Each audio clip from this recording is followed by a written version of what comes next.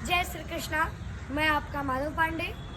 आज का विषय है श्रीमद् भागवत पूतनावत।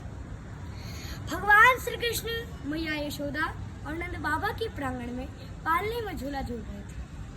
कंस ने भगवान को मारने की अनंत विधि रचा और पूतना को भी भगवान श्री कृष्ण को मारने के लिए भेजा। पूतना का आगमन हुआ। कंसेन प्रीता घोरा पूतना बाल घातिनी शिशोंश्च चारणिगन्ति पुरग्राम प्रजादिषु। अर्थात कंस के द्वारा भेजी गई पूतना नाम की राक्षसी जो छोटे छोटे बच्चों को मारती हुई नगर में प्रवेश कर रही थी, फिर मायावी रूप से सुंदर स्त्री बनकर गोकुल नगर में प्रवेश कर जाती है।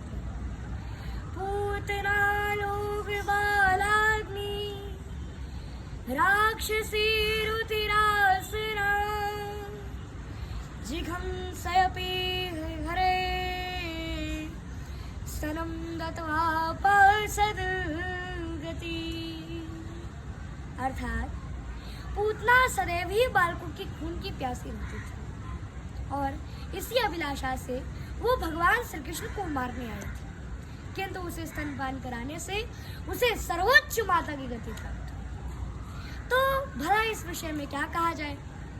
जब माता पूतना रति श्रृंगार करके भगवान श्री कृष्ण के पास पहुंचती है तो भगवान श्री कृष्ण अपने नयन को मोड़ लेते हैं, अपने दोनों नेत्र बंद कर लेते हैं।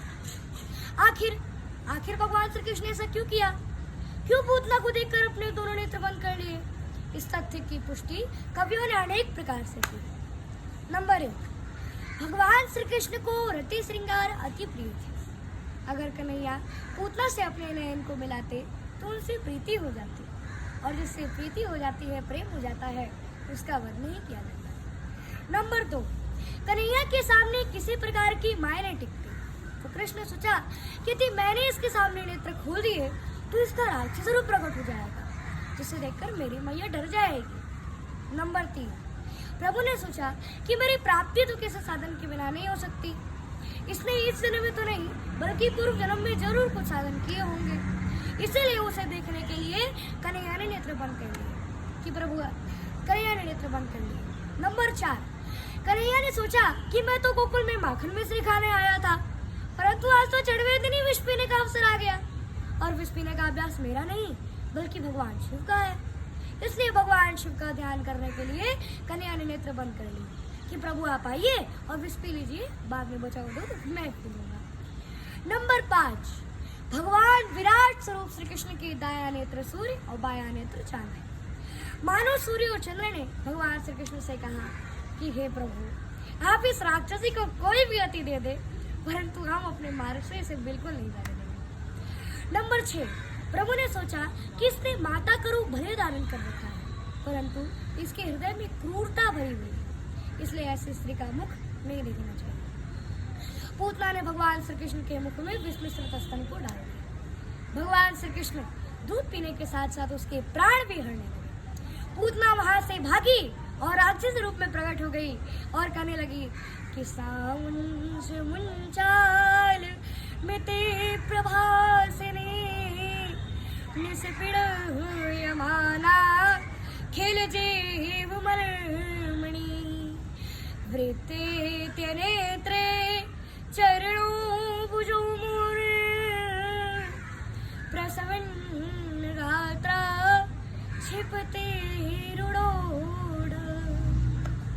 अर्थात बाल संहिता में ऐसा उपाख्यान आता है कि जब बालकों को पूतना नाम का ग्रह लग जाता है तो बालकम मुंचु मुंचु पूतने, तो इस मंत्र से झाड़ा लगाया जाता है, परंतु यहाँ तो पूतना को ही बालक लग गया, इसलिए वह कहती है कि मुंच मुंच कन्हैया छोड़ दो छोड़ दो। कन्हैया ने कहा कि मौसी, हम जिसे पकड़ते उसे छोड़ते नहीं है। इस प्रकार पूतना मृत्यु गति को प्राप्त हुई। पूतना का शरीर बहुत बड़ा था, जहाँ उसकी अलके गिरी वह अलीगढ़ हो गया, जहाँ उसका गला गिरा वह आगरा हो गया, जहाँ उसका हाथ गिरा वह हाथरस हो गया। फिर भगवान श्री कृष्ण ने माता पूतना से क्षमा याचना की कि हे माता, स्तनं धनस्येव स्तनेव जीवे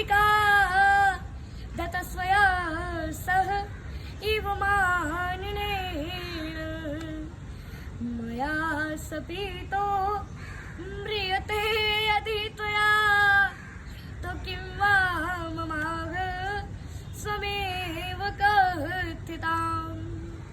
अर्थात हे माता, मैं तो एक दूधमुहा बच्चा हूँ और मेरा दूध ही आ रहा है और तूने मेरे मुख में विस्मसित स्तन को डाल दिया और मेरे दूध पीने से तू मृत्यु गति को प्राप्त होती है, तो इसमें मेरा क्या दोष है?